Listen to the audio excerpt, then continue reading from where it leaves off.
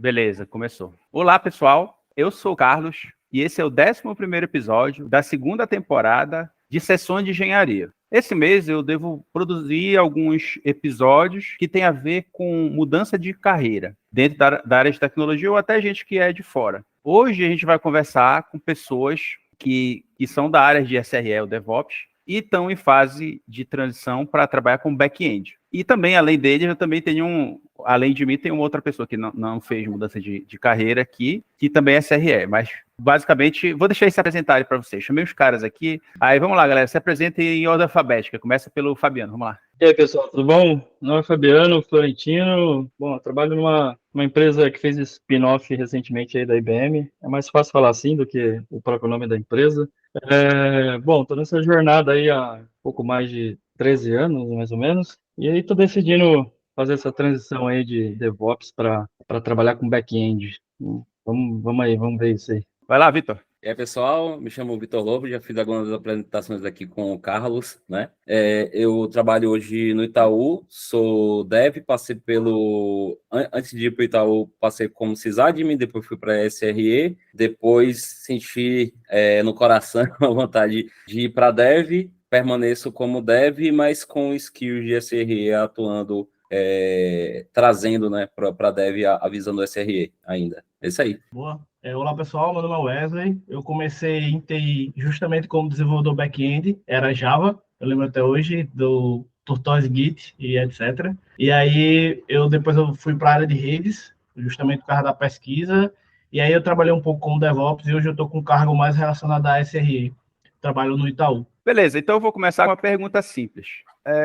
Vocês respondem com a experiência de vocês, por favor. Não quero que vá de uma forma genérica nesse momento. Por quê? Qual a razão de mudar, de fazer uma transição de carreira dentro da área tecnológica? Aí fica à vontade de responder. Não tem ordem alfabética. Quem quiser falar. Tá, vamos em ordem alfabética, então. Bom, assim, como eu falei para o meu mentor, né? Hoje eu estou fazendo essa transição dentro da empresa, dessa mesma empresa. Eu estou há fazer 5 anos aqui que eu estou na Kyndryl. E o meu próprio mentor me perguntou isso, né? E eu falei para ele que, assim, eu busco, né, na área de desenvolvimento, mais o back-end, assim, uma carreira mais, vamos dizer assim, linear. É uma carreira que a gente consegue, assim, acompanhar menos o hype, né, vamos dizer assim, né, e trabalhar de forma mais estável. Eu já estou batendo na porta dos 40, então a gente procura não ficar acomodado, mas traçar um caminho mais confortável, vamos dizer assim. E aí, por isso que hoje eu estou nesse meio termo aí.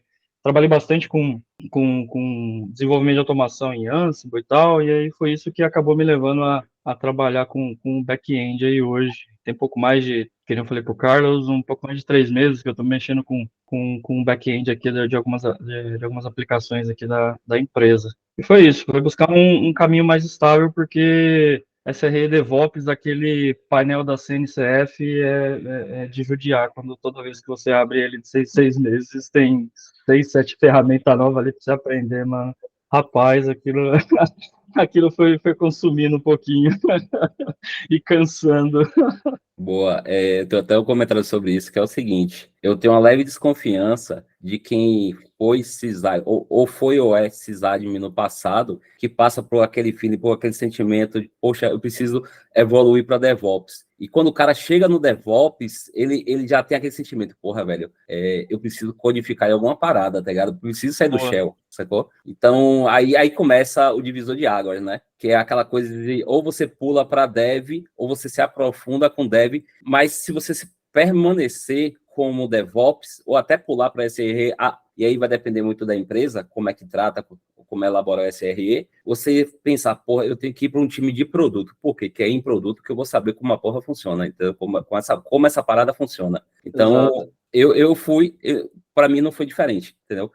O DevOps, aí peguei o Python, né? Mas o Python desde a versão 2.4, isso faz tempo pra caramba. E aí depois eu fui para o Python porque foi um caminho mais fácil, vou assim dizer, uma curva de aprendizagem mais fácil para mim. Mas quando eu fui para o time de produtos, o time de produtos se apresentou logo com o Javão, falou assim, não, Python aqui para você não tem não, mas Java tem. Você vai encarar? Então, bora. Hoje eu codo em Ruby também, e da mesma forma, também a minha porta de entrada foi o Python, mesmo por ter essa proximidade com automação. E aí acabei desenvolvendo algumas coisas em Python ali, mas aí quando eu propus essa mudança de carreira aí pro meu gerente, né, ele falou, não, vamos embora e tal. E aí, quando ele me apresentou o meu mentor, ele falou, cara, Python aqui não cabe não, mano. Ou aqui você aprende Ruby, Ruby on Rails, né, no caso. Aí tem, acho que JavaScript, Node.js para front, e aí tem uma outra, aí tem Rust, né, que a gente usa para algumas coisas de, vamos dizer assim, de alta performance, né, que recebe uma quantidade de requisição maior e tal. Aí ele falou, cara, é uma dessas aí. Eu falei, poxa, então acho que vamos brincar de Ruby aí, que delas eu acho que é a mais próxima do Python, e a transição vai ser menos dolorosa. E é isso. Sim. Legal. Assim, no meu caso, para dar os 2 centavos aqui, eu tive a oportunidade de fazer a graduação, e na graduação eu aprendi a programar, aprendi um pouquinho de redes também, e aí eu comecei como programador. E aí eu tive um pouco ali do background, depois eu fui ali um pouquinho ali para redes, então eu transitei um pouquinho por essas áreas. E aí, toda vez que eu penso assim, por exemplo, nos últimos meses, me via sempre quando chegava lá na hora da tarefa, sempre pegando tarefa de programação. Então, é algo que eu gosto de fazer. Então, assim, em primeiro lugar, é algo que eu gosto, e em segundo, porque tem muita oportunidade. Então, por exemplo, principalmente agora com a entrada dos microserviços, essas arquiteturas mais complicadas e tal, a pessoa que tem ali o background de redes, de sistemas distribuídos, ele tem uma certa vantagem em alguns aspectos. Claro que, por exemplo, para você chegar a ser um desenvolvedor, você tem que ganhar uma casca lá, tem um conjunto de conhecimentos muito grande que você tem que pegar, né? Você tem que adquirir, questão de algoritmos, padrão de projeto, etc. Mas eu acho que dá para ir galgando aos poucos esse tipo de transição. Então, eu acho que talvez até seja um pouco natural. Uma das coisas que eu já comentei, que eu observo, é que a cada dia mais tem mais código no trabalho que era de infraestrutura, né? Então, eu comento com os meus colegas que, cara, SRE tem que saber pelo menos programar, pelo menos em alguma linguagem, porque senão vai ficar difícil. Porque a maioria das soluções que a gente implementa para reduzir toil, etc., vai ter programação no meio. Sim.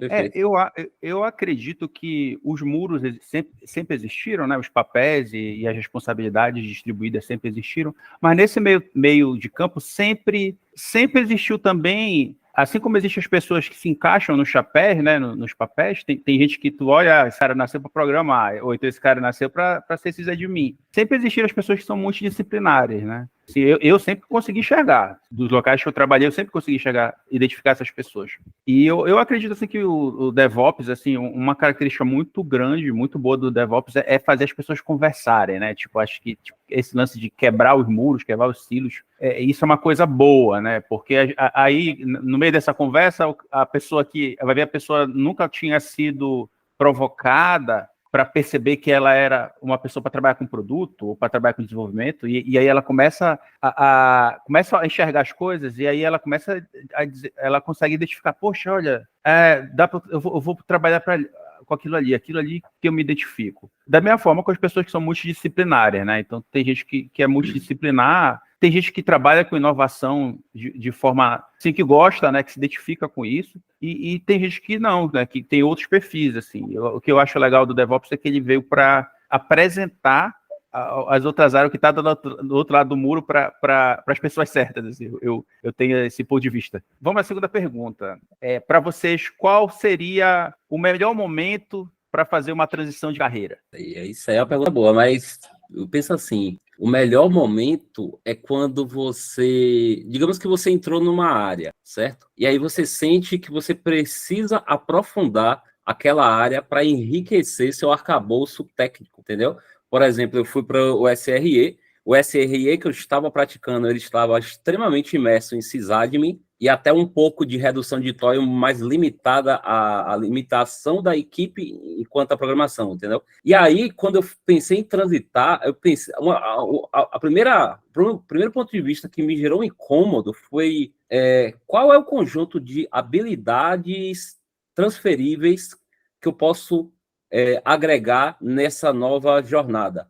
Por exemplo, uma coisa que o Wesley falou e que faz muito sentido, quando você passa para dev, você não reinicia, porque você traz consigo vários skills que geralmente dev não tem nem tempo de olhar, entendeu? Mas quando você traz para o lado do desenvolvimento, agrega de uma forma muito absurda. Por exemplo, qual dev hoje? É raro hoje você pegar um dev que tem uma visão de observability completa e complexa, entendeu? É raro você encontrar um dev hoje que ele tem uma visão e vivência com Kubernetes, saber como é que escala, quais são as condições para escalar horizontalmente uma aplicação, entendeu? Então você traz essa visão para ele e agrega para o time como um todo. Então eu senti, aí respondendo a sua pergunta, qual foi o melhor momento? Foi quando eu senti que para eu avançar um passo naquilo que eu estava me propondo a fazer, eu precisava aprofundar nesse tipo de conhecimento, entendeu? E muitas vezes, aí que tá, e muitas vezes você vai numa de preciso aprofundar para melhorar o meu lado técnico e às vezes você fica, você nem volta, entendeu? Você fica onde você se propôs entrar, é isso aí.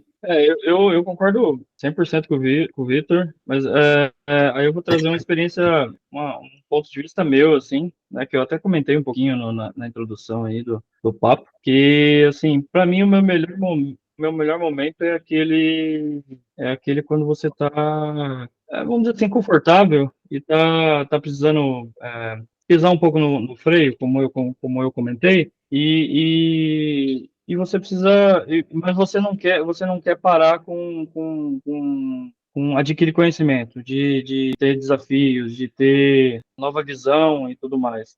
Como eu falei, no meu caso foi buscando uma carreira mais linear, né? E como eu estou, né, há 5 anos aí na empresa e já estou há um pouco mais de 10 anos aí já nessa área, eu não estou estagnado, mas eu estou, como eu falei, confortável, né? Então, eu acho que assim, quando você sente que, opa, eu acho que eu posso me arriscar um pouquinho aqui, porque se não der certo, eu ainda tenho um background ainda que eu consigo voltar a trabalhar com aquilo que eu tenho mais expertise, sabe? E escolher o back-end, assim, para mim, foi, de novo, corroborando, né, com o Vitor, foi porque o back-end, ele é uma área que é mais próxima, pelo menos na minha carreira, foi mais próxima do desenvolvimento de automação, né?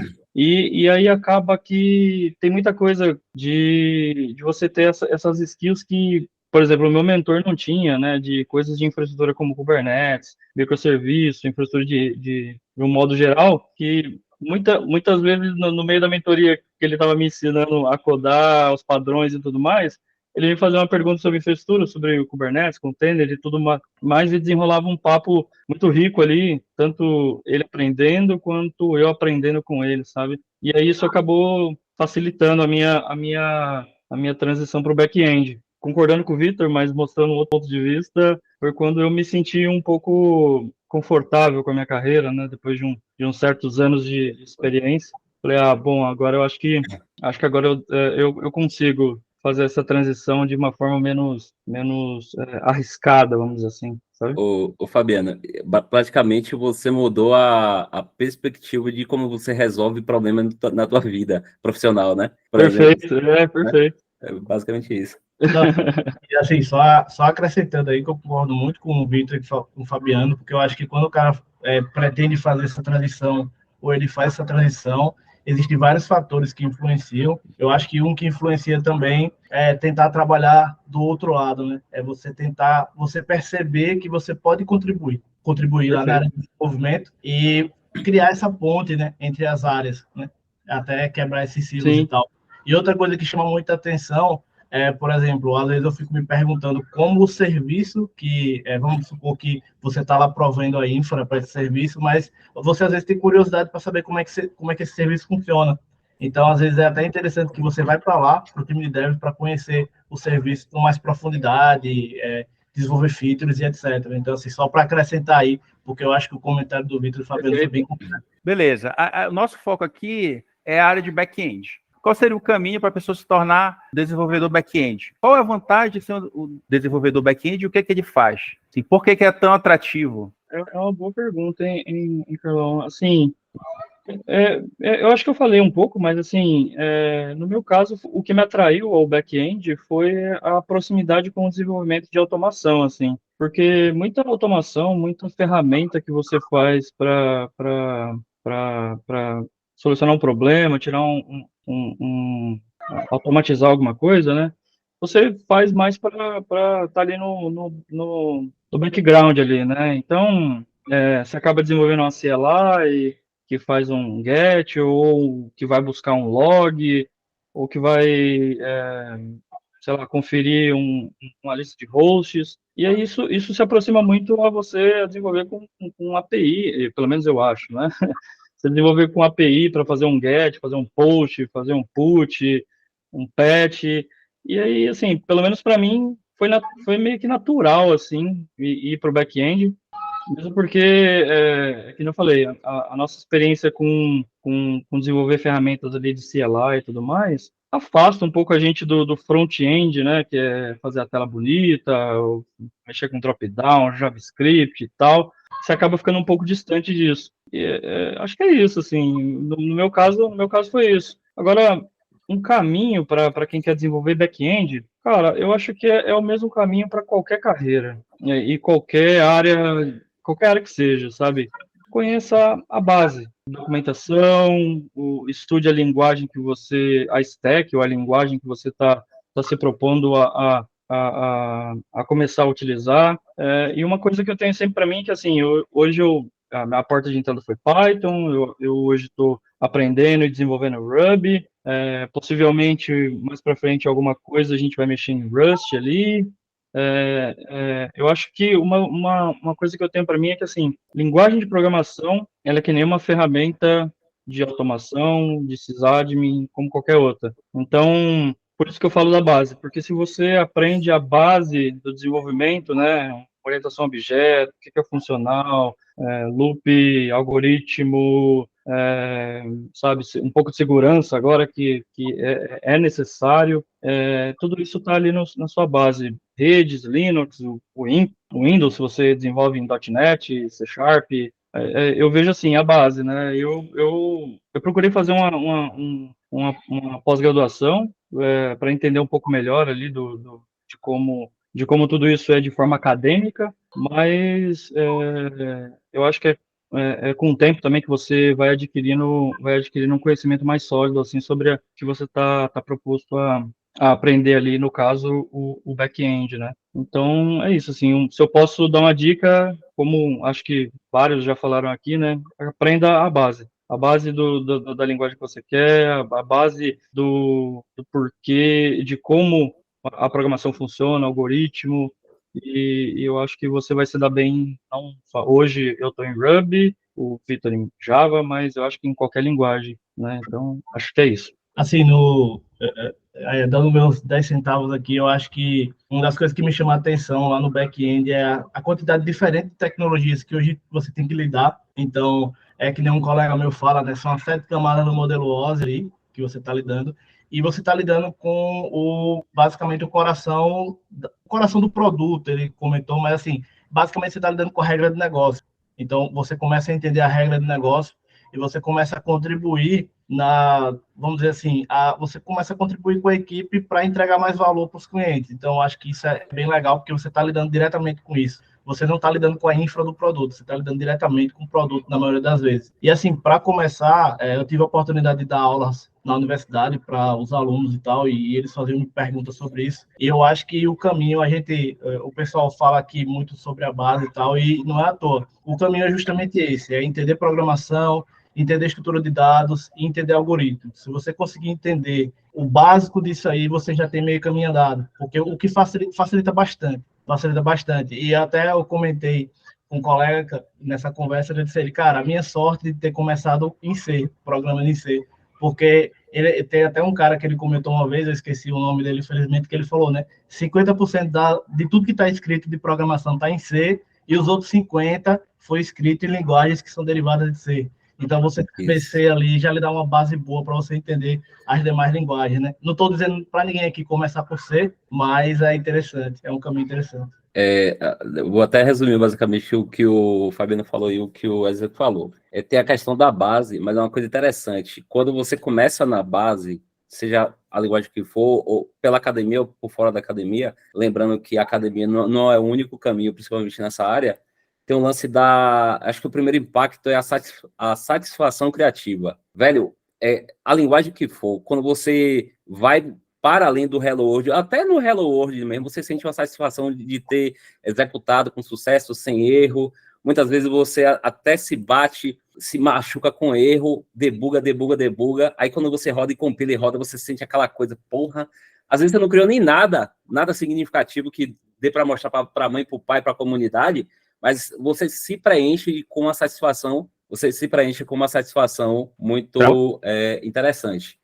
Outro ponto é a questão da influência no produto final. Porra, isso é maravilhoso, velho. Você se sentir como uma peça daquele quebra-cabeça que construiu aquela parada que muitas vezes é um produto foda, tá ligado? Às vezes até nem não é um produto foda, mas é um produto, sacou? É um produto que contribui para uma comunidade ou para um grupo interno de uma empresa, sacou? Você se sentir como parte desse planejamento, velho, é uma satisfação atrás da outra que você sente, entendeu? Aí, o que é que eu recomendo? Você estudar a base da programação, se arriscar numa linguagem de programação, independente de qual for, sacou? Qualquer uma mesmo. Pode ser até as mais antigas mesmo, não tem problema. Se você sentir essa satisfação de porra, tô criando alguma parada, velho, tô fazendo uma coisa aqui e tal, eu acho que ali é o choque que vai ser o divisor de águas para você sentir aquela coisa de seguir carreira ou não, entendeu? Será que o Carlos caiu? Carlos caiu. Eita, acho que ele caiu. Porra, o papo tá legal, hein, mano? Carlos deu... Esse é aquele... Depois dele que se vira pra editar, mano. Ele não é o bichão? Você falou dessa satisfação, mano, e isso, poxa, bateu bem, depois, na hora que ele voltar, eu não sei se ele vai estar gravando ainda. Mas tá gravando, né? A gente... Ele vai botar o quadro, então ele vai botar ele se cinza. vira pra cortar. Ele vai botar tudo cinza, daquele jeito que ele bota agora.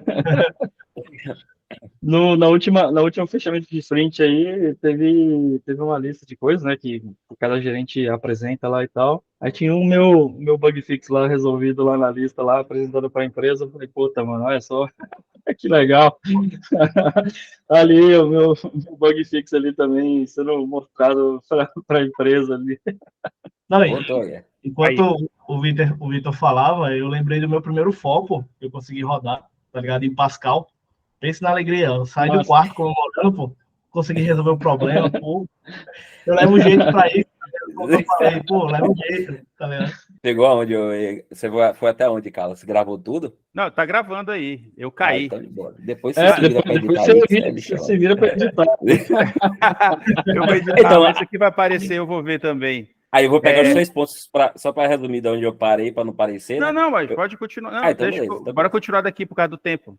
Agora, aproveitando isso que vocês falaram, a primeira coisa que eu tenho para falar é que eu, pessoalmente, eu defendo que as pessoas façam faculdade. Independente de qualquer coisa, eu faço faculdade. Façam. Boa. Nada contra quem quer ter outro caminho, mas também é uma coisa que eu, Carlos, recomendo. Vocês citaram aí muitas linguagens, etc. Como definir, né? A pessoa vai ser back-end, ela vai programar alguma coisa. Como definir? Assim, qual seria o processo e a melhor forma da pessoa definir uma stack para trabalhar? Porque, de acordo com o que vocês falaram, a pessoa tem que ter uma stack, né? Vou trabalhar com back-end, eu tenho que ter uma stack básica. Por exemplo, o Fabiano citou aí que tinha o Python, né? Se não me engano, o Vitor também, né? Então, vocês já tinham uma base, vocês falaram da questão da base, e também tinham uma stack. Vocês recomendam que as pessoas tenham uma stack? Quem queira ser back-end, procure estudar uma stack para ter como base? Ou só a teoria, né? Teoria básica é o suficiente? Então, é porque assim, você definir uma stack é uma coisa muito particular, né? E, por exemplo, que nem eu aqui, eu não teria como definir uma stack, sendo que hoje o meu trabalho não vê, nem, eu não tenho nenhuma perspectiva de trabalhar com essa stack que eu gostaria de trabalhar, sabe? Então, eu acredito que os meninos também, a gente bate um pouco na tecla aí da base, porque eu acho que é um pouco daquilo que eu falei, assim, a stack que você vai trabalhar, eu acho que o que vai definir ela, né, na verdade, é o seu momento e o trabalho que você está fazendo, a posição que você está no trabalho atualmente, sabe? Então, a gente tem, claro, né, a preferência, que nem eu falei pro meu mentor, né, eu falei, pô, se eu pudesse, eu trabalharia com Python hoje no back-end aí, porque eu já estou mais próximo do Python, então é mais fácil para mim e tal. Só que, assim, eu entrei para o time, né, e o time já tinha a sua stack definida. Então, eu tive que me adequar àquela stack, assim, se eu, no meu caso, como eu queria fazer essa transição de carreira para o back-end, hoje a oportunidade era de trabalhar com Ruby, né? Então, cara, beleza, vamos aprender Ruby, né? Eu já tenho a base da infraestrutura do sysadmin, do SRE, ali da automação, do Python. Fui me aprofundando ainda mais, de novo, né, na base do conhecimento ali de programação, algoritmos e tudo mais. Para mim, usar o Ruby como back-end ali que nem eu falei, foi uma ferramenta. Aí também depende também do momento que a empresa, o quanto a empresa, né, no caso do seu trabalho, se você tiver numa empresa, está disposto entre aspas, esperar você se adequar àquela ferramenta, né? Ferramenta, eu digo, aquela linguagem de programação, e é isso, assim, eu acho que não é uma boa você definir uma stack para se Né? aprofundar, a não ser que você faça. E aí, se a empresa que você trabalha hoje não trabalha com Python, aí é buscar empresas que trabalham com Python para você se especializar no Python. Atualmente, Fabiano, eu não tenho uma stack definida e se alguém me disse esse conselho, eu não colocaria uma stack definida assim para você fazer essa transição de carreira, né? Sobre esse assunto, se eu pudesse falar ao Vitor de 10, 15 anos atrás, eu diria o seguinte: vá para a stack que paga boleto. É isso aí. Eu estou falando para a maioria. Quem tem privilégio, que são poucos. Eu respondi o SI Programmer. Desculpa te cortar. Desculpa te cortar, só para não perder o raciocínio. Eu respondi isso no Twitter do SR, do Senior Programmer lá. Ele perguntou justamente isso, né? Mais ou menos assim, né? Qual que é a sua stack favorita e tudo mais? Aí eu respondi justamente isso, então. Falei, cara, é a stack que paga meus boletos, brother. Essa é a minha stack favorita. A realidade da maioria do povo brasileiro é essa, tá ligado? É o pessoal que pega aquilo que o mercado tá pedindo. Muitas vezes não é o melhor dos mundos, muitas vezes não é a linguagem que você mais gostaria de estar trabalhando, mas é importante você ter aquela perspectiva de você abraçou aquele desafio, você já está melhor do que ontem, sacou? Perfeito. Você está ganhando experiência, você está ganhando currículo e possivelmente você vai ter uma base para escolher a partir daí, entendeu? Perfeito. Então, eu acho que é por aí, velho. Eu ia comentar algo bem semelhante ao que o Vitor comentou aí, e só complementando. Toda vez que alguém vem comentar algum assunto desse comigo, eu sempre comento, cara, pega o que tiver mais fácil para você, porque assim, geralmente as oportunidades elas aparecem para mim, aparecem para todo mundo aí. E aí você vê, por exemplo, seus colegas, vamos supor aqui, seus colegas programam todo mundo em Java, você conhece pessoas que trabalham com Java, seus contatos são pessoas que também trabalham com Java, então provavelmente você vai ter muito mais facilidade de pagar boleto se você entrar para trabalhar com Java. Então, a mesma coisa, por exemplo, geralmente o que eu vejo é que tem muita vaga para Java e para .NET. Então, são as duas linguagens da Enterprise que tem mais vaga. Então, assim, todas as vezes que eu comento, eu pergunto eu falo para o pessoal que, tipo, linguagem de programação é legal você programar, mas linguagem de programação não é brinquedo, é ferramenta. Então, você vai usar a linguagem de programação para um fim. E o fim é o quê? Você vai ganhar dinheiro, você vai pagar boleto, você vai sustentar a sua família. Então, isso tem que ser levado muito a sério.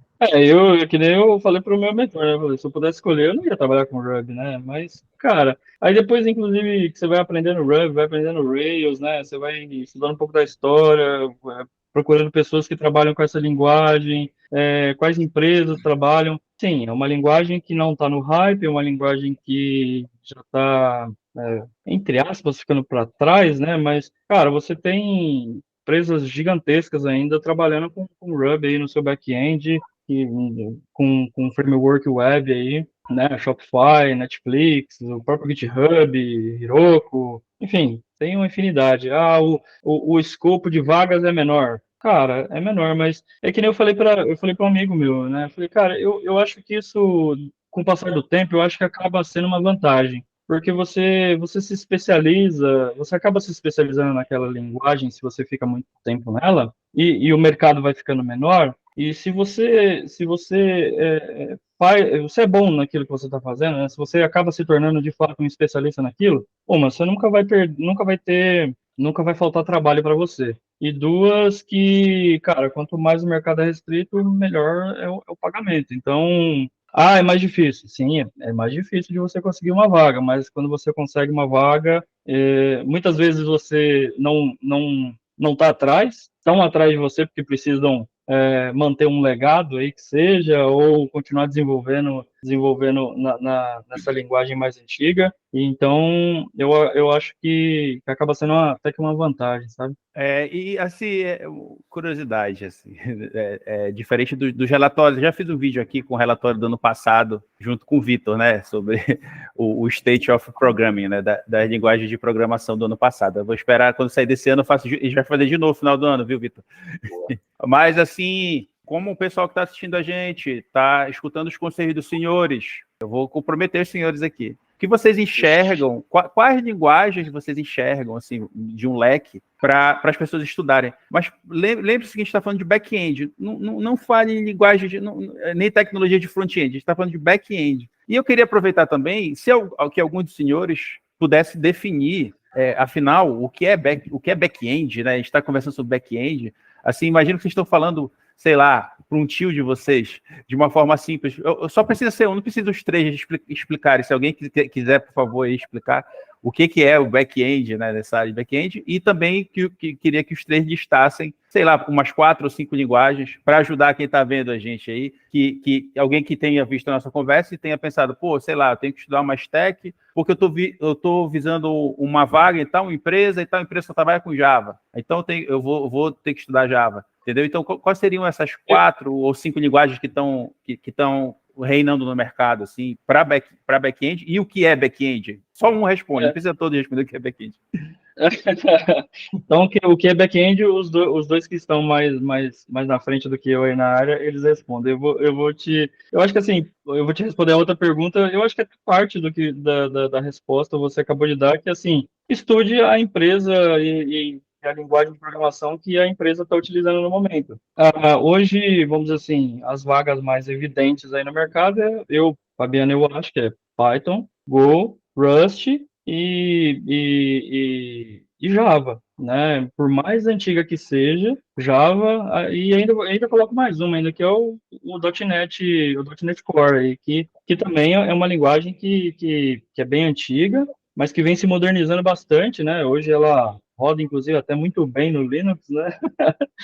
Então, eu acho que seriam essas 5 linguagens aí que se você pretende trabalhar com o back-end aí, eu acho que essas 5 aí são as mais buscadas hoje ali no LinkedIn ali, e pelo menos no meu ponto de vista, assim. Sobre a definição, a definição acadêmica eu deixo para o Wesley. O Wesley é o único, ele é o único cara que está fazendo PhD, que vai ser PhD, doutor, em programação que eu conheço, programação não, em ciência da computação que eu conheço, mano. Olha que loucura. Cara, bichão mesmo. Mas então, aí, ele que define, a então. analogia que eu faço é o seguinte, ter back-end de front para ser bastante curto, pensa numa TV, tá ligado? A TV, a frente que você tá vendo, né, que é a parte bonita, né, que o cliente vê geralmente, é o front. E o back é aquele amaranhado que geralmente é um balaio de gato desgraçado atrás, tá ligado? Porém funcional, né? Eu até costumo dizer que gambiarra é uma nova release até que alguém faça melhor. Então, aquele amaranhado por trás, Perfeito. que é feio, que ninguém gosta de ver, tá ligado? Porém funcional, que faz a coisa acontecer, é o back-end, tá ligado? Aí fica aí para Wesley, nosso doutor aí, futuro doutor. Caramba, não é uma pergunta fácil e não é uma pergunta, é uma pergunta até meio aberta e complicada, né? Mas, enfim, eu vou trazer o que eu entendo. Eu não lembro a definição acadêmica do back-end.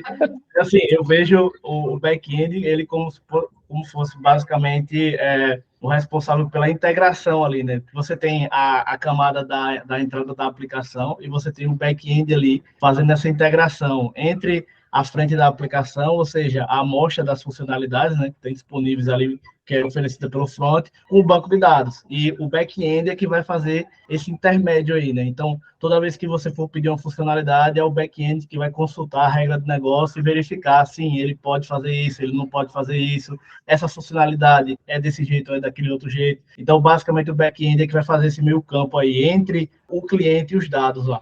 O front-end apresenta os dados, o back-end faz esse meio campo e os dados estão lá no banco. Beleza, e o top 5 das linguagens, vocês concordam com Boa. Eu quero trazer o meu top 5 aqui de linguagens. Primeiro, Python, porque Python é usado em tudo. Python é uma linguagem que eu acho que esse termo é até meio estranho, mas democratizou geral. Então, por exemplo, academia usa, dados usa, back-end usa. Então, eu colocaria Python em primeiro, colocaria Java e .NET empatados em segundo lugar, porque tem muito código back-end que é para manter em Java e .NET, e colocaria Go ali como quarto colocado. Então, tá bem parecido aqui com o Vitor e com o Fabiano. O meu ponto de vista das top 5 é o que eu estou olhando hoje. As linguagens que elas estão atuando com IA, porque está evoluindo a tecnologia de uma forma bizarra, tá ligado? E, por incrível que pareça, eu tocando nesse assunto, você pensa, não, ele vai falar que a primeira é Python. Não, cara, é Rust, velho. Eu acho que eu acredito que o Rust tem um potencial para IA desgraçado, velho. Porque o bicho é rápido, é seguro, tá ligado? E quase todas as bibliotecas que tem de Python tem para Rust hoje em dia. Sem falar da compatibilidade, acho que interoperabilidade entre... É uma palavra difícil de falar, né? Entre os dispositivos que são programados de outras linguagens, C, C++, que ele consegue interagir sem problemas. Então, o Rust, eu aposto no Rust como uma linguagem que vai revolucionar essa porra toda, tá ligado? Eu concordo, só desculpando interromper aí, Vitor, eu concordo muito com você, porque, por exemplo, saiu um relatório do consumo de energia do ChatGPT, que eu vi recentemente, e o consumo é absurdo. E aí, você sabe, consumo elétrico é igual o quê? Custo na nuvem, etc, dinheiro. E aí você vê lá aquele artigo que saiu com o Rust lá no consumo de energia, só ganha dele C e C++.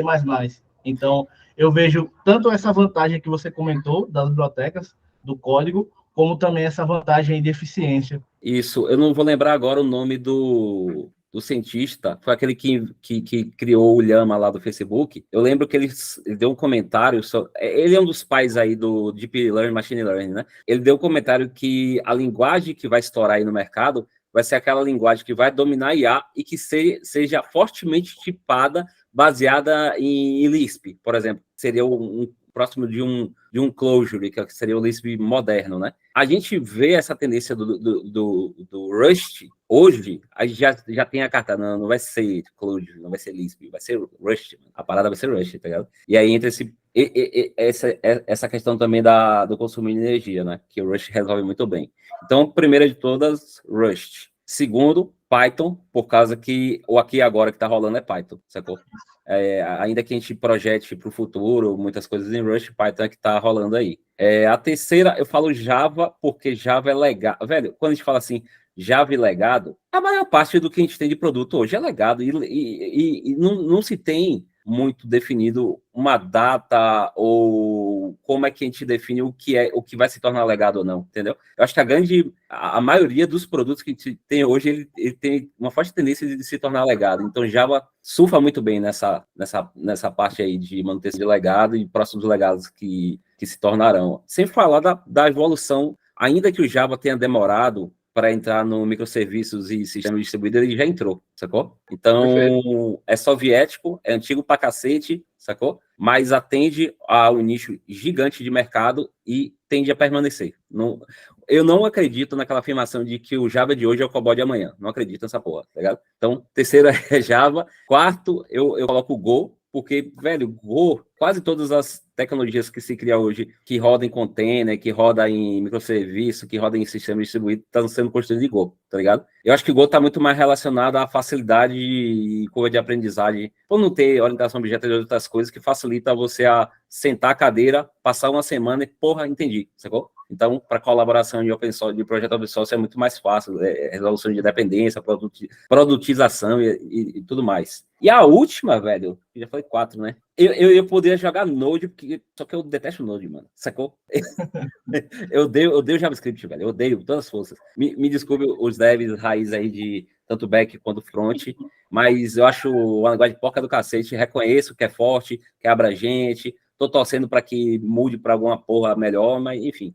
Eu não tô com alguma coisa na cabeça para a quinta posição, não. Mas eu vou deixar Node aí. Eu já ouvi uma frase que era a seguinte: eu não gosto de linguagens fracamente tipadas.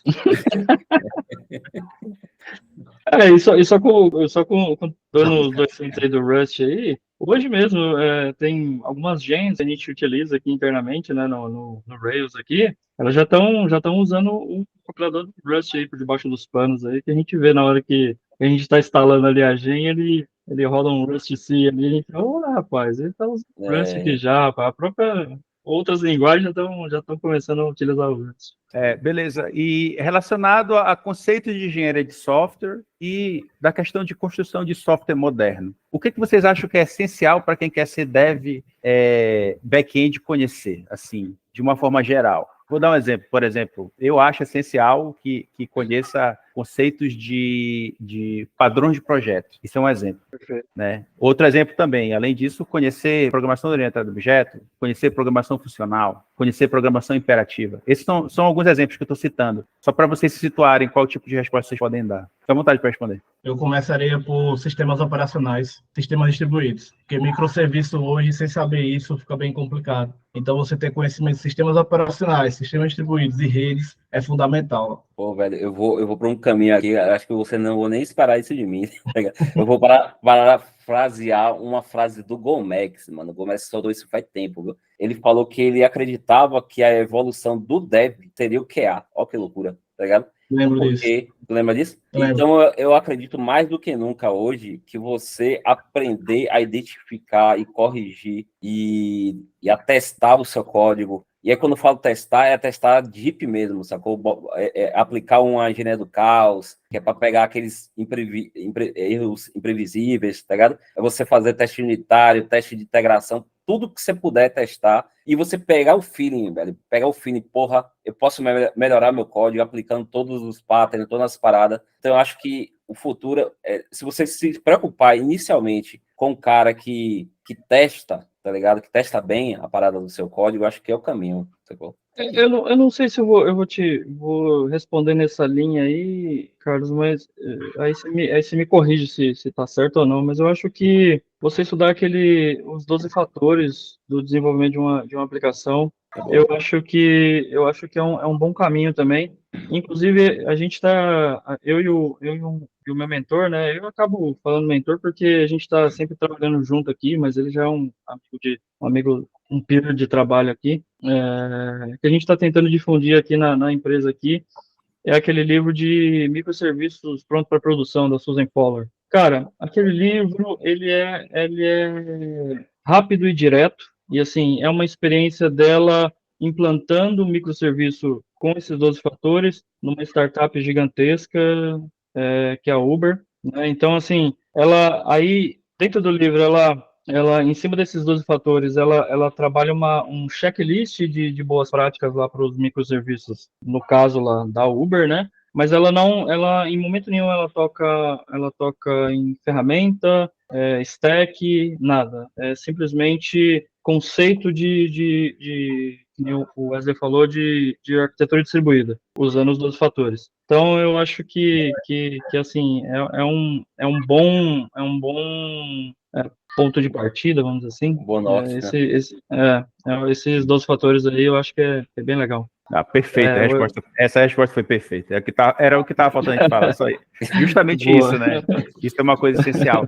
O Wesley vai ter que sair, então eu vou adiantar as últimas perguntas para ele. Não, aí mas a gente vai continuar. Carlos, Oi? pode rolar que atrasou lá. Então bora continuar normal. Então Pode continuar. vou fazer as perguntas normais aqui para todos. Quais são os desafios e aprendizagem para a transição de carreira, né? Que vocês enxergam? Quais são os desafios, os desafios que vocês enxergam? Imagina que vocês estão conversando com uma pessoa que está pensando, escutou o começo desse vídeo e está pensando em fazer a transição de carreira para ser dev back-end, né? Quais são os desafios dentro de uma vida profissional e quais aprendizados que você já tem até o momento, assim, relacionado a isso, a transição de carreira para back-end? Deixa eu tocar num ponto aqui, só para não perder a linha. Eu vou tocar um ponto bem polêmico, que eu acho que é principalmente polêmico para quem faz a transição, principalmente de, sei lá, SysAdmin, MSRE, que vai para Dev, que vai de uma área de infra, de Ops, para Dev. Eu acho que todo mundo se acaba com o tal do gerenciamento de projetos, métodos de gerenciamento de projetos, vamos falar aqui de Scrum e o Ágil, o Manifesto Ágil, tá ligado? Eu acho que o Ágil, ele serve para muita empresa, serviu por muito tempo, mas dentro de uma perspectiva onde você precisa parar, estudar a arquitetura do projeto para melhorar muitos pontos de gargalo e tudo mais, que geralmente é justamente uma visão do cara que transicionou, porque o cara que transicionou, ele tem aquele olhar de águia, tá ligado? Ele olha a arquitetura do projeto, ele olha a componentização do projeto e tudo, consegue ter aquele feeling que geralmente o cara que é dev imerso ali não tem. Só que ele também não tem o tempo, sacou, para fazer isso, para fazer essa mudança, para executar essa mudança. Então, o método ágil, nesse ponto, ele falha, porque a gente acaba tendo um olhar clínico para o problema, ou para a solução de um problema, ou para a evolução de uma plataforma, mas o método ágil, os métodos ágeis, em geral, eles apressam tanto as entregas que acaba comprometendo, muitas vezes, até a qualidade do produto. Eu acho que, em termos gerais, isso aí é foda, velho. É um desafio da porra, tá ligado? Mas, assim, desculpa atravessar vocês, assim, só para corroborar com o que o Vitor falou. Quando a gente fala de método ágil, a gente está falando de muitas iterações. Tu não acha que essas iterações, a tendência delas é evoluir o produto que está entregando? Eu falo do processo, por exemplo. O Scrum, você pode trabalhar num fluxo de Scrum que ele se encaixa perfeitamente naquilo que você precisa para a evolução de um produto e que ele vá para a produção com qualidade. Só que, como é que é definido essas políticas? E aí é o ponto... Não, pois desculpa te interromper. Tá.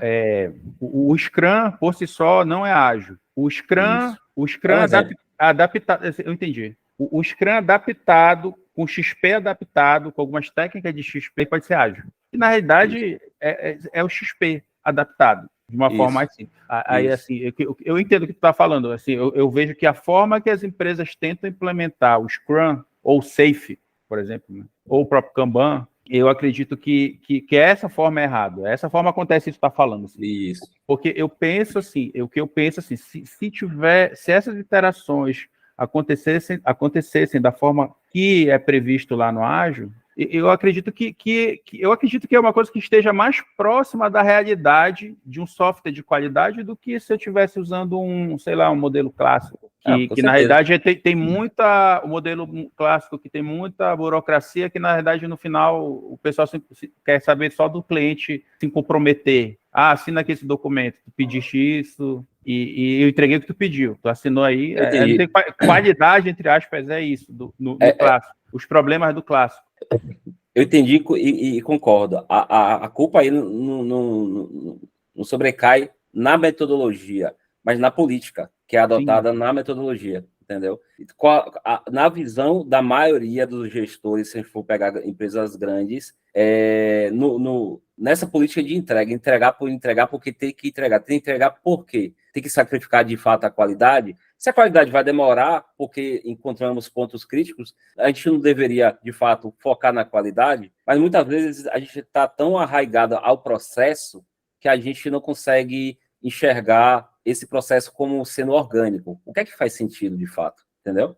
Então, esse é o desafio, aí corrigindo a partir da perspectiva do Carlos. De fato, o problema aí não é a metodologia, mas como se aplica essa metodologia do ponto de vista dos gestores.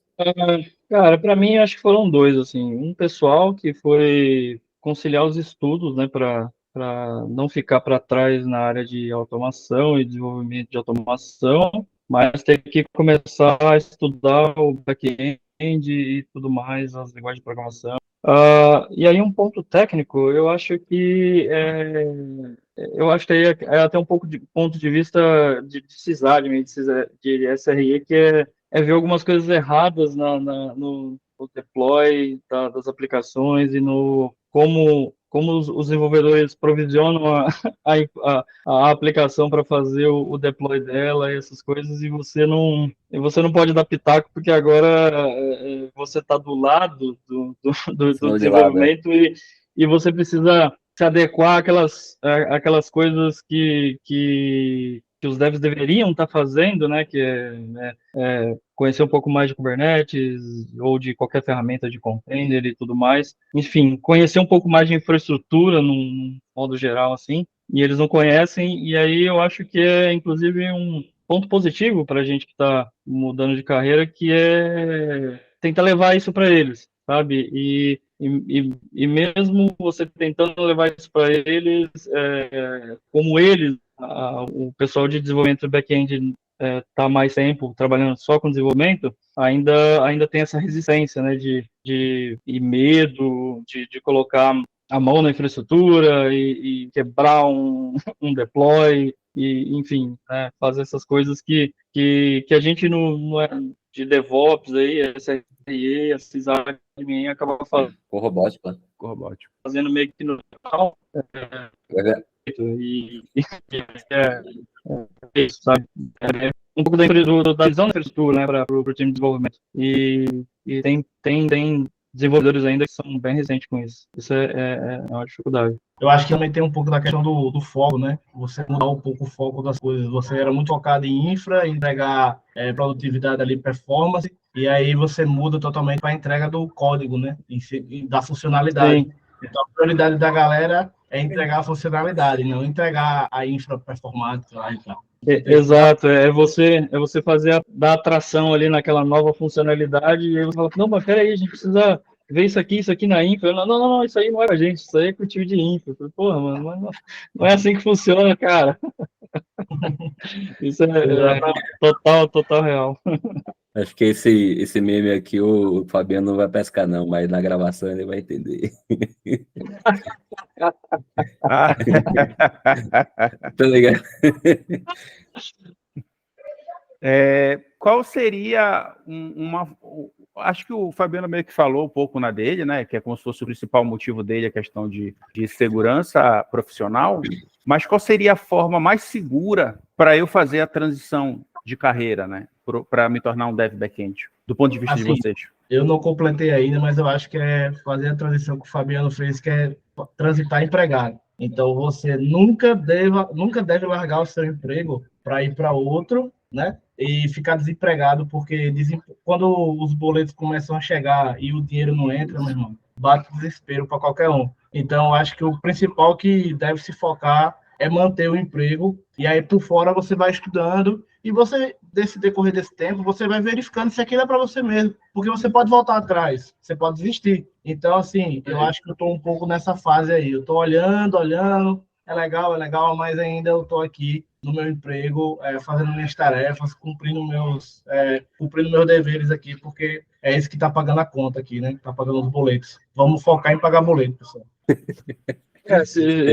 Perfeito, assim. Programação orientada a boleto, né? Exatamente. Programação orientada a boleto. E, assim, perfeito, Wesley. Assim, eu, no meu, você colocou bem, no meu caso, como a empresa, ela me deu essa oportunidade, né, essa segurança, inclusive, de fazer essa transição. Eu estou indo para back-end hoje, mas eu já passei de sysadmin, de mexer com Big Data, de mexer com OpenShift, com Kubernetes. Mano, já fiz de tudo aqui dentro. Aí vim para um outro time para trabalhar focado só com desenvolvimento de automação e playbooks Ansible, assim, no geral. E aí nessa equipe também veio a oportunidade, né, tinha um espaço para trabalhar com o time de back-end aqui, e eu falei, cara, posso, né, falei com o meu gerente, falei, e aí, posso, não sei o quê, tem alguém que pode me mentorar? Ele falou, não, Fabiano, vamos aí, tem sim, e aonde eu não, no meu caso, é onde a gente não escolhe a stack, porque, mano, aqui é Ruby, tem essa oportunidade em Ruby, bora, e perfeito, eu acho que empregado é o melhor caminho. Aí depois, né, se você transicionou, viu que é legal e tal, mas sei lá, depois de um tempo você, não quero mais mexer, por exemplo, no meu caso, não quero mais mexer com Ruby, quero mexer com, sei lá, com Rust, quero trabalhar com Rust. Aí sim, você começa empregado a procurar alguma empresa ou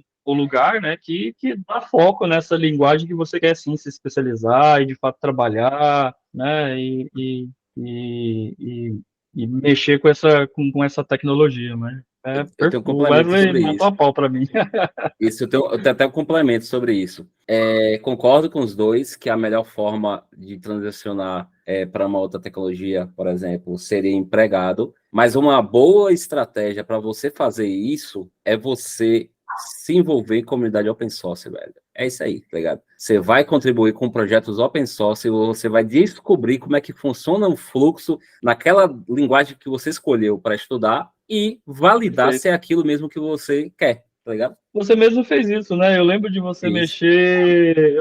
mexer num alguma coisa relacionada ao Kubernetes. Eu não lembro Foi. o O que Ele usou a era. contribuição dele no Kubernetes. Isso, Eu lembro que você fez um PR na foi. CLI deles lá para Java, né? E Isso. começou nisso. O client do Kubernetes para Java. Fiz umas correções lá.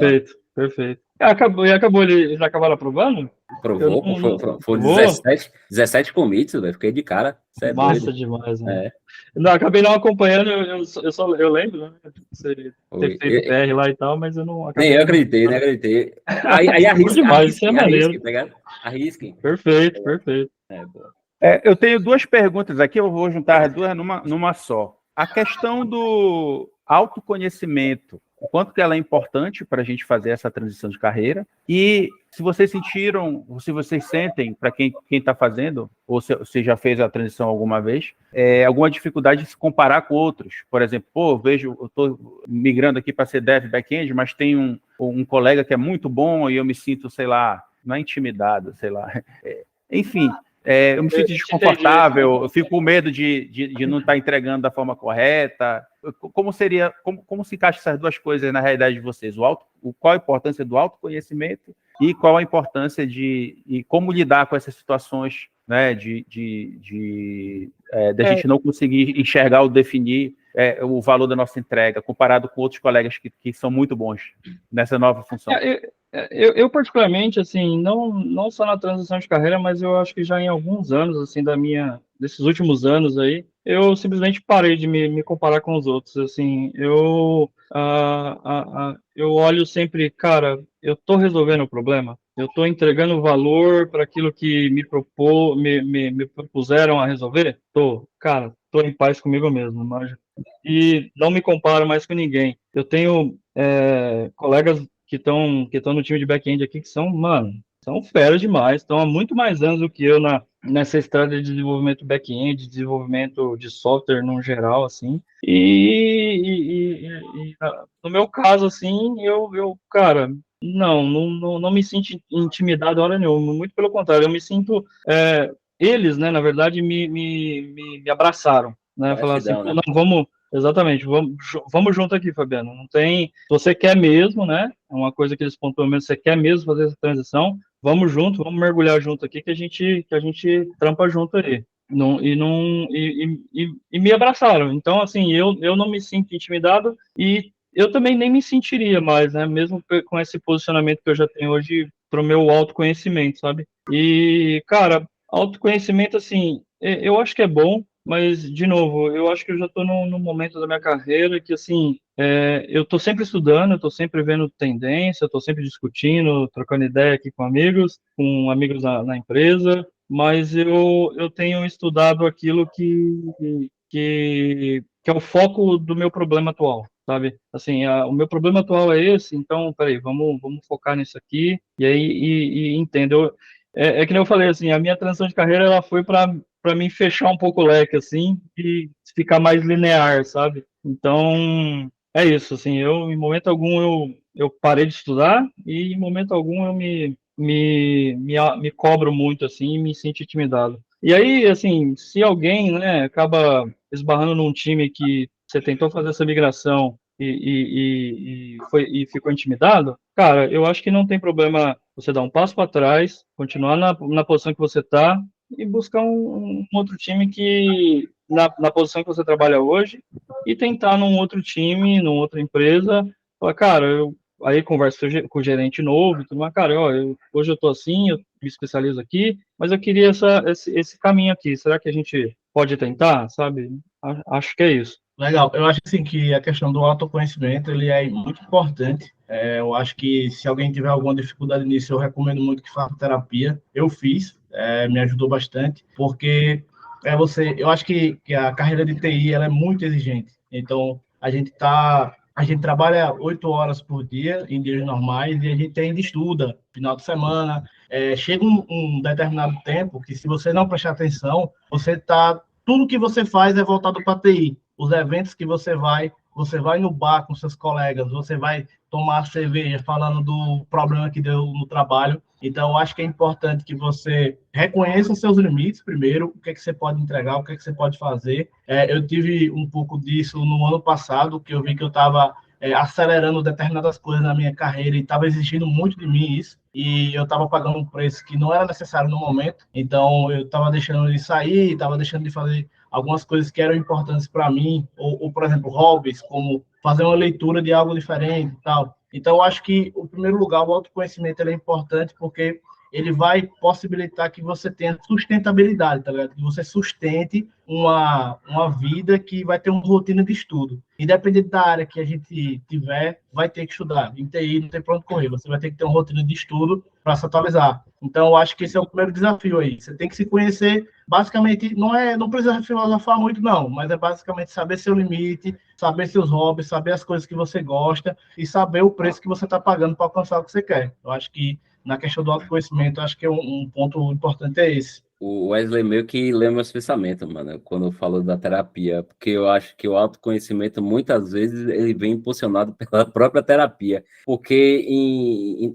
vamos ser realistas, velho, em termos de estrutura, a gente é movido para aquele pensamento de concorrência, tá ligado? E muitas vezes a gente acaba assumindo uma postura que não é, se a gente olhar no espelho, não é a gente, sacou? A gente assumir essa postura e que faz mal para todo mundo, velho. Isso não é nem no lance de você tentar puxar tapete, nem nada no sentido, mas você se comparar, esse lance de você ficar se comparando com fulano, com ciclano e tudo mais, isso faz um mal danado para você. Aí vou lembrar mais uma vez do Gomex. O network que a gente faz na área, que acaba... Você faz network e terapia, mano. Isso aí é o segredo da vida, network e terapia. Por que network? Gomex já me deu uns tapas na cara uma vez, eu lembro isso aí, viu, Gomex? Que eu me demonstrei muito angustiado com um tipo de promoção que teve e não rolou para mim, sacou? Muito angustiado. Aí eu soltei uma fala infeliz, assim, que expôs muito esse lado do que eu tava sentindo no momento, e ele me chamou no canto e falou, velho, pare com isso aí, reflita que isso aí faz mal pra você, velho, sacou? E aí o network correto também, você vai fazer network com pessoas sinceras que vão chegar ali pra lhe agregar, entendeu? E ele me agregou muito naquele momento, tanto que eu parei e comecei a fazer terapia, velho. E na terapia, a terapeuta falou, é isso mesmo, você tem que... Ela coloca coisas que você acha que são muito óbvias, mas você não tá enxergando, tá ligado? E aí você para... Aí vem o processo do autoconhecimento. O autoconhecimento vem muitas vezes através de um terceiro. E muitas vezes o terceiro correto é um terapeuta, é um médico, alguém especializado nessa área de saúde mental. Tá bom? Perfeito aí, o Wesley. Não, com certeza. E só acrescentando um ponto que o Fabiano trouxe e que eu acho muito importante, é você ter aliados lá para onde você quer ir, que vai lhe ajudar demais. Se a galera chegar a te abraçar, vai te ajudar muito. Porque no final das contas você está trabalhando no time. Eu não sei se a galera que jogou futebol, mas você tá ligado. Uma vez eu joguei num time que os caras não gostavam de mim, eu não recebia a bola. Então não adianta, entendeu? Então a galera tem que gostar de você. você tem que ter uma afinidade com o pessoal lá, porque no fim das contas os problemas são resolvidos pelas pessoas, né? Então você tem que lidar com elas. Beleza. Muito bom os conselhos dos senhores. Por essa nossa conversa, a gente consegue perceber, assim, a gente está falando de transição de carreira, perceber que na área de tecnologia existe um dinamismo muito grande, né? E esse dinamismo, quero saber a opinião de vocês, ele anima vocês ou ele assusta? O Fabiano está procurando Sossego. Sossego, Está procurando sossego. O dinamismo, eu quero saber a opinião de vocês. O dinamismo da nossa área, ele anima ou ele assusta você? No meu caso, na área de sysadmin, me assustou, e foi por isso que eu procurei uma carreira mais linear. Mas, ao mesmo tempo que me assustou, eu acho isso excelente. Porque eu posso escolher ter uma carreira linear, né, mais linear, colocando todos os meus pontos de vista, e o leque para isso é gigantesco, sabe? Eu escolhi o back-end, mas você tem, poxa, uma infinidade de áreas dentro da própria área de TI que você pode fazer isso, ou você pode ser, que nem você comentou também, né, ser multidisciplinar e conhecer várias, né, se você ainda, sei lá, tá nos seus 25, 30 anos, que você tem gás ainda, mano, você tem muita coisa para o que você pode explorar, né? Então, pessoalmente me assustou, mas olhando por uma visão mais de oportunidade, assim, eu acho fantástico. Você falou aí de 20 e 30 anos que tem o gás e tal. Eu tô com 30 anos aqui e já tô olhando assim o futuro assim e tô vendo que eu até comento em casa que eu digo assim, o ritmo que eu tô trabalhando hoje. O gás já foi, né? 30 anos, o gás. Eu comento isso. Eu falo, no ritmo que eu tô trabalhando hoje, tentando crescer rápido e tal, etc., com 40 eu não vou conseguir entregar isso tudo, entendeu? Então, assim, eu me projeto no futuro trabalhando menos.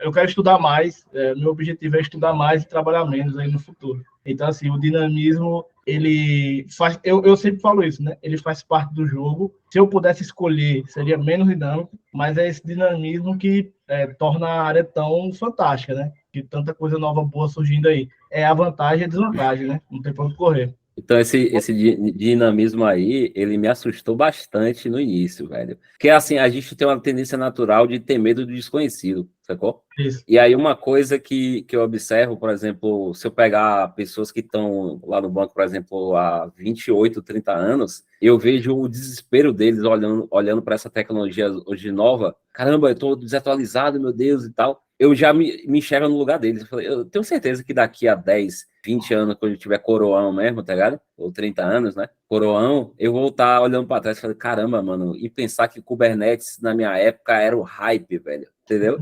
O Kubernetes vai ser uma coisa de um dinossauro, mano, tá ligado? Daqui a 30 anos, tá ligado? Então, hoje eu já tenho um pouco mais dessa visão de não me apavorar com a novidade, pescar aquilo que vai agregar naquele momento para mim, né? Tipo assim, não abraçar tudo que vem de novidade, mas olhar para o meu contexto, faz sentido eu estudar essa parada que entrou aqui no mercado nesse contexto, eu vou atuar nessa parada, entendeu? E aí, beleza, eu me atualizo. Porque se eu pegar e abraçar tudo também, entra na loucura aí não dá, tá ligado? Dando 2 centavos aí para vocês aí de experiência, assim, eu acho que a gente nem precisa, sabe, trilhar esse caminho. Nossa, eu preciso evoluir, porque assim, hoje, assim, não o auge, né, mas hoje, como eu me sinto mais estável hoje, foi nos últimos 3 anos, né, até os últimos 3 anos eu tinha esse mesmo, meu Deus, eu preciso estar centralizado e tal, e, mano, eu acho que não é o caminho, eu acho que tudo tem seu tempo, sabe, tudo tem o seu tempo, para uns é mais devagar, para outros é bem mais rápido, né, então eu acho que, assim, se eu posso dar algum conselho aqui, né, fique tranquilo, né, tudo vai acontecer, assim, as coisas vão se encaixar, e quando você menos esperar, você fala, puxa vida, caramba, agora eu tô mais estável, vamos dizer assim. Ou estável, mais confiante, vamos dizer assim, sabe? Mais confiante. Eu tô confiante porque hoje, se eu precisar mudar de emprego, ou se me mandarem embora, eu tenho conhecimento, eu sei que eu não vou ficar desempregado, sabe? É essa confiança que você vai ter quando o seu momento chegar, manja. Então, é tipo hoje, assim, mesmo eu com filho, mesmo eu com parte da casa como responsabilidade aqui, eu tenho essa segurança de olhar para mim e falar assim, poxa, não tem problema, se eu ficar desempregado hoje, se a empresa me mandar embora hoje, eu tenho certeza que com o meu conhecimento, o meu autoconhecimento, né, eu vou me recolocar rápido, né, eu tenho essa autoconfiança, vamos dizer assim, sabe? Mas isso veio com o tempo, né? Se você perguntasse isso para mim há 5 anos atrás, eu falava, meu Deus do céu, eu jamais posso ficar desempregado, mano. Eu tenho um menino para criar, tenho uma casa para, sabe? Nossa senhora, ia ser o caos para mim falar um negócio desse, sabe? Boa, boa. Bem, chegamos ao final, né? Vou fazer uma última pergunta relacionada ao assunto, e uma pergunta bem genérica, que eu sempre faço nos últimos vídeos. Eu quero saber da opinião de vocês, o que é que faltou a gente falar sobre esse tema que a gente está comentando aqui, na opinião de vocês, só para a gente fechar chave de ouro. O que é que faltou falar sobre o tema? Vamos lá, fique à vontade. Pô, eu não posso, eu não sei te responder isso, porque eu acho que de todos aqui eu sou o mais novo nessa transição, então eu acho que para mim, inclusive, foi muito enriquecedor o papo aqui.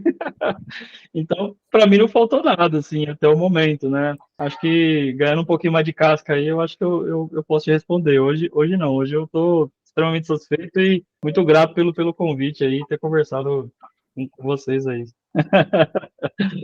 Ainda não é despedida, calma, que ainda vai ter mais perguntas. Tem perguntas de outras coisas. Só pergunta. Vai ter outras perguntas fora do tema. Vai uma coisa que faltou, que eu acho que ainda gera assunto para um próximo, que é como a gente comunica essa experiência prévia em entrevista. E aí, mano, eu vou lembrar de vários brothers que estavam como SRE, que foi para ciência de dados, que foi para outras paradas, que teve uma enorme dificuldade, porque no LinkedIn, o arcabouço técnico majoritário, por assim dizer, tá todo em uma área. E quando você transiciona, os headhunters bate na anterior, não bate na, entendeu? Na que você quer. O meu compadre fez uma transição, inclusive, de desenvolvedor back-end para a área de vendas, cara. Caraca. Para a área de vendas. Bem diferente. Mano. Hoje ele trabalha bem, ele tá vendendo, ele vende infraestrutura de cloud, né? Ele vende soluções para mim, cloud, cara. E deu super certo, sim. Para mim, por exemplo, que transicionei para Dev, 90% das pessoas que me procuram hoje para me oferecer uma proposta é para SRE. Para mim também. Mas quando acontece isso, cara, tem que adaptar, né? Tu tem que adaptar o teu LinkedIn, porque não adianta. Eu no começo, quando teve essa história de LinkedIn, sei lá, há 1000 anos atrás, eu colocava tudo que eu tinha feito, né? E aí eu caí muita vaga para DBA, né? Eu tinha muita experiência de DBA lá atrás. Isso. E eu tirei isso, cara. Eu tirei isso, porque eu não quero ser chamado para trabalhar com DBA, pô. Eu ponho algumas referências, deixo os locais que eu trabalhei, mas eu meio que adapto, né? Como eu estou no início de carreira, no início de transição ainda, né? Então o meu LinkedIn ainda é de SRE, né? Porque se não der certo aqui, SRE, DevOps, né? Esses admin. O que paga a conta tá. O que pagar tá tudo certo. Então, volta naquilo que a gente falou, né? No começo aí. Sim, então assim, como eu estou tendo a oportunidade dentro da empresa, né? Então eu ainda não sou, para o público, né? Para o mercado, eu ainda não sou um desenvolvedor back-end, né? Então eu sou DevOps, SRE ali, mais para frente eu até mudo. E tu, Wesley, acha que faltou alguma coisa? O que faltou de conversar? Não, acho que o papo foi bem completo. Acho que a gente poderia puxar aqui algumas coisas mais específicas, assim, da área, mas eu acho que tá ótimo. E eu acho que o ponto mesmo que pode ter faltado foi isso, questão aí de LinkedIn, questão do networking, porque quando você está mudando, né? Por exemplo, eu mudei de redes para SRE. Todo mundo que eu conhecia, os cursos que eu fazia, tudo que eu comprei foi para redes. Até os livros que eu tinha. Era livros lá para tirar certificação Cisco, etc. Então, assim, você muda tudo e aí você tem que não só mudar o trabalho, mas também você vai ter que mudar o seu consumo de mídia, né? Você vai ver outros canais, você vai ver até outros influencers, né, da nova área aí, os influencers dev, né, que é até difícil você encontrar algum que agregue de verdade, né, que você tem que fazer uma filtrada boa, mas é bom tomar cuidado com isso também, porque isso ajuda bastante, né, eu acho que é como o Vitor falou aí, né, o networking aí é importante pra caramba. Network terapia, né? Terapia, esse aí. Beleza, vamos lá. Primeira pergunta de referências, né? Quais referências referentes a esse assunto aqui? Pode ser referência, pode ser de canal, pode ser de livro, pode ser qualquer coisa relacionada de conteúdo a esse tema que a gente conversou aqui. Aí fique à vontade de fazer a referência aí agora sim, ordem alfabética, viu? Oficialmente. Assim, hoje uma referência que eu até já comentei aqui, que foi a literatura da Susan Fowler ali. Ela é extremamente abrangente, assim, porque ela literalmente abraça os dois mundos, tanto a área de infraestrutura quanto a área de desenvolvimento. Você tem, e que nem o Wesley falou, você tem que conhecer o produto. E a Susan, cara, ela mostra para você como é que você monta um produto e a infraestrutura e tudo de uma forma correta e que pode dar certo, né? Para ela deu certo lá dentro do Uber, mas de novo, como eu falei, o legal é que ela mostra isso de uma forma que você pode de alguma maneira implementar devido às suas proporções no seu trabalho aí na empresa que você trabalha ou na ferramenta, no produto que você está trabalhando hoje. Então a Susan Fowler hoje foi assim para mim a minha referência hoje para essa mudança de carreira. Cara, referência a parada complicada, eu não vou lembrar de todo mundo, sacou? Mas eu vou pegar pelo ponto pessoal e profissional. Jefferson do Linux Tips, pra mim, é um ser humano foda pra caralho, tá ligado? E ele puxa com ele, dos cursos que ele apresenta na Linux Tips, todos que apresentam com ele os cursos, que ele chama lá para apresentar os cursos com ele, são profissionais fantásticos, sacou? Então, é a turma que puta que pariu, velho, sacou? Em contribuição de comunidade, em passar visão, em vender curso, e aí não vou botar red flag, não. Hoje tá falando muito desse negócio de vender curso, mas os caras são foda, pica pra caralho mesmo, tem que vender mesmo. De estar em eventos contribuindo, sacou? De estarem passando a sua visão política. Isso aí pra mim é foda pra Maria, velho. Sacou? Então, para mim, esses caras que estão abraçando junto aí, aí você pode falar o Fidelis, o Bruno Rocha, toda essa turma aí, sacou? Porra, velho, essa galera aí tá fazendo revolução aqui no Brasil. Até para mudar, eu vou usar o termo coach aqui, o mindset da galera, tá ligado? Vai lá, Wesley. Aqui de minha parte, eu poderia também citar o Jefferson, né, que é uma pessoa fantástica. Eu ainda quero conhecê-lo pessoalmente. Uma pessoa que eu também gostaria de citar é o Fidelis. Tem aquele vídeo dele clássico, que são as dicas lá para você se tornar um SRE. Foi a partir daquele vídeo ali que eu vi, mano, vou tentar aqui, eu acho que vai dar bom. Então, tem o Bruno Rocha também, que eu acho fantástico os vídeos dele. O pessoal lá que ele chama pro Code Show, né? Então, assim, tem uma coisa que minha mãe falava quando eu era pequeno, que ela dizia assim, um ditado, né? Quem se junta com porco, farelo come. Então, assim, o Jefferson, ele atrai muita gente boa ao redor dele. Então, todo mundo que tá ali ao redor dele tem algo massa para contribuir. Então, o Bruno Rocha, eu gosto também de citar o Luciano Ramalho. E, assim, por fora disso tudo, tá até aqui na minha mesa, que eu separei, eu gosto muito dos livros dessa galera aqui, do Red First. Eu acho fantástico os livros dele. Diferente. Exatamente, uma abordagem diferente. Eu peguei esse livro aqui de Go para dar uma olhada e eu acho muito legal a forma como eles apresentam o livro, né? Porque hoje em dia o pessoal geralmente corre dos livros, né? E eu acho muito bom você pegar um livro, a experiência de você pegar um livro e zerar ele, né? Começar da primeira página e completar todos os capítulos, você vê que o conhecimento ali ele está muito mais, vamos dizer assim, muito mais estruturado, né? Você está bem mais preparado para lidar com as situações aí, com os problemas que você vai enfrentar com a linguagem. Ô Wesley, tu lembra da época que eu arrastava você para leitura técnica? Eu queria me defender aqui, assim, porque eu respondi a pergunta do Carlos referente à minha transição de carreira, assim, sabe? Mas as minhas referências de vida, eu só estou aqui, eu já falei isso pessoalmente, eu tive o prazer, Wesley, de conhecê-lo pessoalmente, o Jefferson, eles assim, eles são a minha referência de vida, ele, Fidelis e toda essa galera, Gomex, a Camila, eles são minha referência de vida. Hoje eu estou na posição que eu estou, eu devo o meu conhecimento a eles, porque se não fosse eles eu não estaria aqui. Então, assim, minha defesa, eu respondi a Suza, que foi referente, né? à transição de carreira, né? Isso. Não, em relação à transição de carreira, né? Mas as minhas referências de vida, eles são eles Eu tive o prazer, ano passado, de conhecer boa parte dessa turma no DevOps 10 lá de Vitória. Mas isso também se encaixa em transição de carreira, isso também. É isso, Tá? com certeza. Só uma curiosidade, primeiro eu conheci o Jefferson, né, por causa da Linux Tips, e a partir do Jefferson eu comecei a conhecer a galera. E aí eu conheci o Somatório, e aí o Somatório estava fazendo eu não sei se o Carlos se lembra, mas o Somatório estava fazendo um sorteio de um curso do Jefferson, que era aquele Infrascode, e aí só tinha 2 pessoas participando. Eu perdi o sorteio, mas eu ganhei um amigo aí, que foi o Carlos, que veio falar comigo, tá ligado? Não sei o que, pega esse curso aqui, não sei o que lá. E a partir de lá foi que eu conheci ele aqui, e eu conheci todos os demais aí, né? O Vitor e etc. Isso. E eu só conheci o resto por causa do Fabiano. Foi ele que me apresentou a galera. Olha aí, o mundo gira, né? O mundo gira.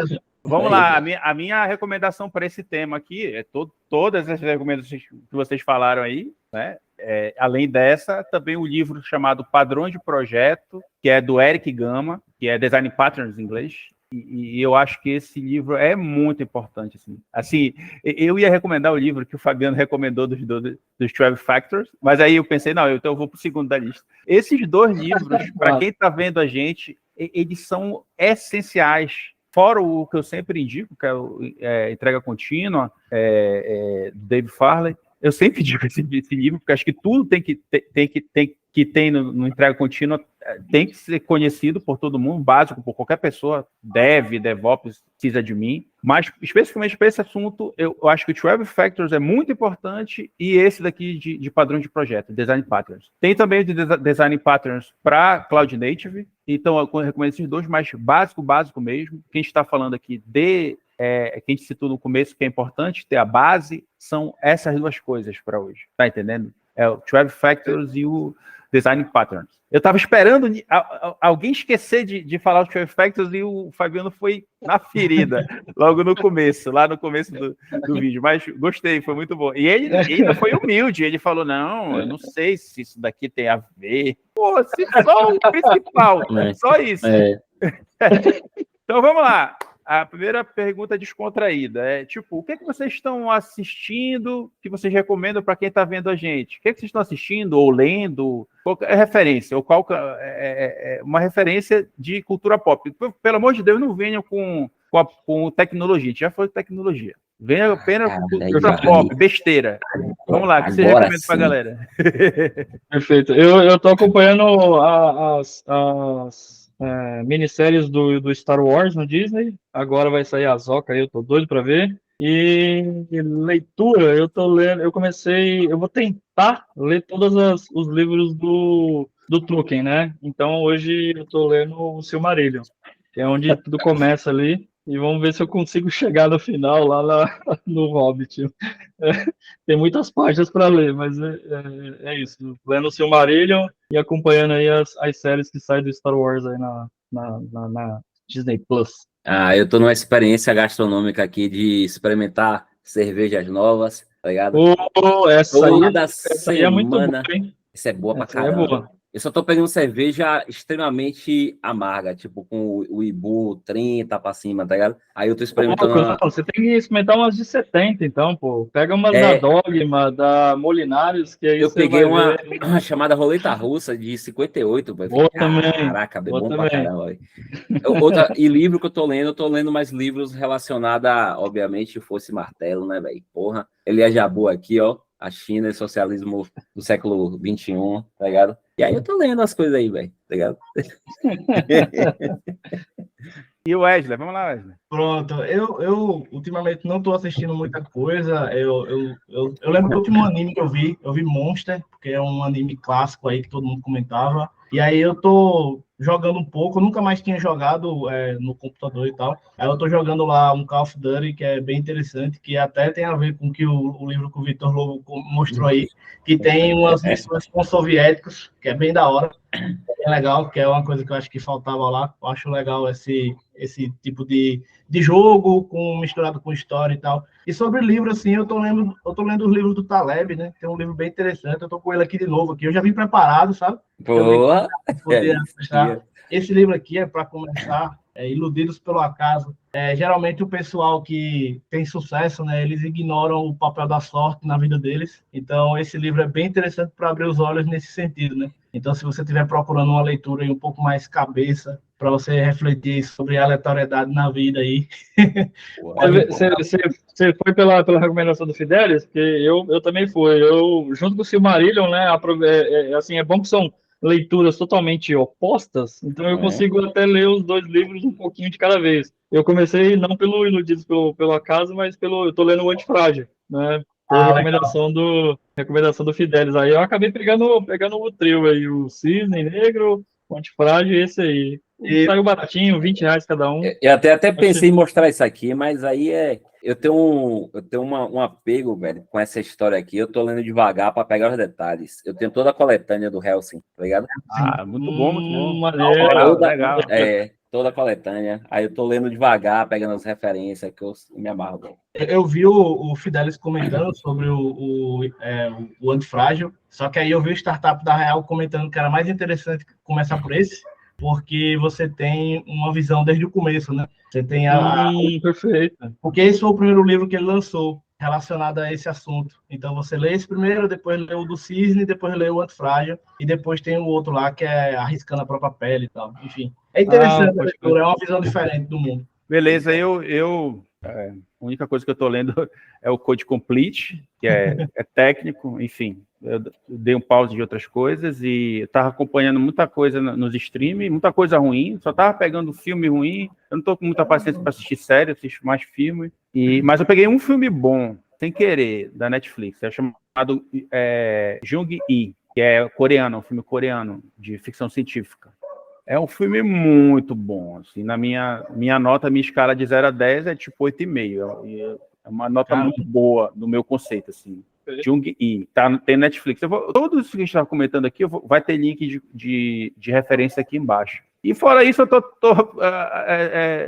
esquentando minha cabeça vendo os jogos do Flamengo. Minha parte é só tristeza. Eu sou vascaíno. Só tristeza. Enfim, chegamos ao final e agora sim a despedida dos senhores, por favor, faça a sua despedida e agora sim ordem alfabética novamente. Bom, eu até falei um pouco já, né? Queria só agradecer aqui pelo convite, né? A gente teve um primeiro convite, né? Meio atrapalhado ali, né, cara? Mas acabou que não deu certo. Eu falei, não, vamos organizar que esse papo vai rolar. Que bom que foi falando sobre back-end, sobre a minha transição de carreira, que não falei, foi muito enriquecedor aqui com o Wesley e o Vitor aí, que já estão um pouco mais na frente, uns passos mais na frente, né? Então, para mim, cara, foi enriquecedor. Obrigado demais. Obrigado, Vitor. Obrigado, Wesley. Cara, para mim foi show de bola. Valeu demais. Aproveitando a despedida, eu não sabia quem ia participar do vídeo, mas sempre que o Carlos me chama, na medida do possível, eu topo, tá ligado? Chama pra topo, tá ligado? E aí, para minha surpresa, o Wesley, que trabalha, não diretamente comigo, mas trabalha na mesma firma, né? Trabalha em desafios semelhantes. O Fabiano, não sei se tu vai lembrar, Fabiano, mas eu te conheci junto com o Marcelo Freire. Lembra que a gente montou um site do Marmota Project para Go? Nossa, mano, é verdade. Caraca, você desenterrou isso aí, mano, verdade. Tá no ar até hoje. Se você botar marmotaproject.github.io, tá lá um site que loucura. Com todas as referências para você aprender Go, né? Maneiro. Inclusive foi onde eu comecei a me interessar por Go aí e tal. Eu falei, não, vamos estudar Go e tal. Mas aí acabou indo para outro caminho, chegou um determinado momento que eu falei assim, puxa, como eu tô aprendendo a programar agora, tem tanto a aprender duas linguagens ao mesmo tempo, não vai dar bom. Vai ficar difícil. Então aí, entre aspas, a mais fácil era Python. Então eu falei, não, peraí, vamos focar em Python aqui. Lá na frente, se der tudo certo, eu vou dar uma olhada para Go. Mas aí não vai dar Go, o meu negócio é Ruby agora. Mas a gente tentou e pelo menos formou alguma coisa que possa contribuir para a comunidade aí. Isso aí. Boa. Não, e de minha parte aqui, só agradecer o convite, né? Eu quase não ia participar, mas deu. Fiquei feliz por ter dado, né? Por ter encaixado lá a reunião, os horários e tal, tá bem tranquilo. agradecer o papo, é muito bom, foi muito bom o papo, agradecer o Vitor, agradecer o Fabiano e agradecer o Carlos aí pelo convite, tamo junto aí, se precisar, estamos aí à disposição. Beleza? Muito obrigado, senhores, pela presença dos senhores aqui. Fiquei muito feliz com esse papo. A gente fala muito, né? Foi embora, acho que até porque passou o meu limite que eu sempre ponho para os meus vídeos mais atuais, mas eu falei, deixa rolar, tá muito legal, tá muito à vontade, rolou uma química muito legal. E eu fico muito, muito feliz. Eu acho que tem muita intimidade com os senhores, com os três. E é isso. Obrigado e até a próxima. Aí deem tchau e façam barulho para poder aparecer aqui. Né? Valeu. É sério. Valeu, pessoal. Tchau. Ainda não desliguei. Vamos lá. Vamos dando tchau aí. Tchau, tchau. Valeu.